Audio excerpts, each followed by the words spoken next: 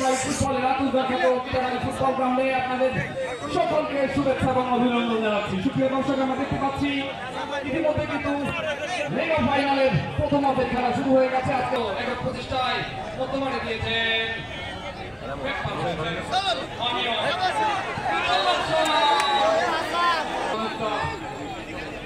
নিজেরা খেলে গেছেন অনন্য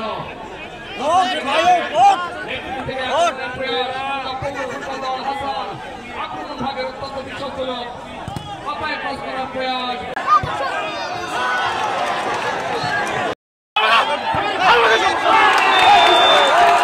আমরা তরুণদেরকে জ্ঞানের আলো ছড়িয়ে দিয়ে এর পাশাপাশি তাদেরকে নৈতিকভাবে, মানসিকভাবে, শারীরিকভাবে গড়ে তোলার জন্য ক্রীড়াঙ্গনে বেশি বেশি করে সংক্ষিপ্ত করে তাদেরকে সুনাগরিক হিসেবে আমরা গড়ে তুলতে চাই।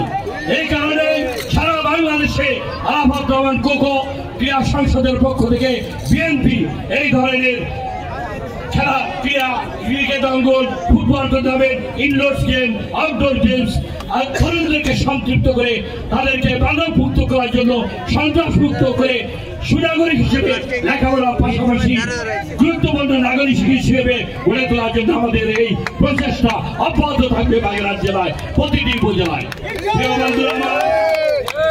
আমরা আমাদের ভারপ্রাপ্ত চেয়ারম্যান আগামী দিনের রাষ্ট্রনায়ক তারেক রহমান যুবকদের দিয়ে, তরুণদেরকে দিয়ে আগামী বাংলাদেশ গড়ে তোলার জন্য যে প্রত্যয় ঘোষণা করেছেন, নতুন বাংলাদেশ, ক্ষুধা দারিদ্র মুক্ত, সাম্যের শোষণ মুক্ত, সবার ন্যায় বিচার, মানুষের অধিকার ফিরিয়ে দিয়ে মানুষের ন্যায় বিচার প্রতিষ্ঠা করে কারোর উপর আমরা জুলুম করব না।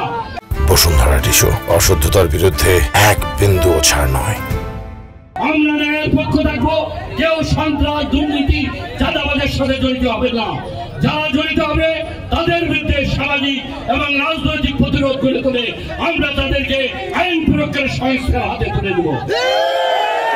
বিচার প্রতিষ্ঠা করব, মানুষের অধিকার প্রতিষ্ঠা করব, সাম্য প্রতিষ্ঠা করব, ক্ষুধা দারিদ্র মুক্ত একটি সমাজ, সন্ত্রাস মুক্ত উন্নয়নের একটি সমাজ আমরা গড়ে তুলব। এটি ফলে আমাদের অঙ্গীকার, সবাইকে নিয়ে আমরা একটি শোষণ মুক্ত, বৈষম্যহীন সমাজ ব্যবস্থা, নাগরিক সমাজ ব্যবস্থা, উন্নয়ন, উৎপাদন, সমৃদ্ধি, কলকারখানা, মাঠে ঘাটে আমরা উন্নয়ন, উৎপাদনের রাজনীতি আমরা গড়ে তুলব, মানুষের অধিকার প্রতিষ্ঠা করব।